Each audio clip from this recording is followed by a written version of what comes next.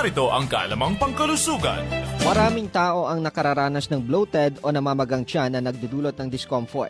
Ito ay karaniwang sanhi ng sobrang hangin sa tiyan o hindi maayos na pagtunaw ng pagkain.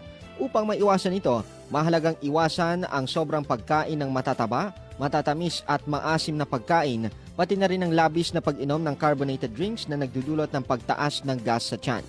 Bukod dito, ang pagkain ng mga pagkain matataas sa fiber tulad ng prutas, gulay at whole grains ay nakatutulong upang mapabuti ang digestion at maiwasan ang constipation na isa ring sanhi ng bloating. Mahalaga rin ang pag-inom ng sapat na tubig araw-araw upang makatulong sa pagsipsip ng nutrients at pag-flush ng mga toxins sa katawan. Halim Abbas, NDBC, Bida Balita.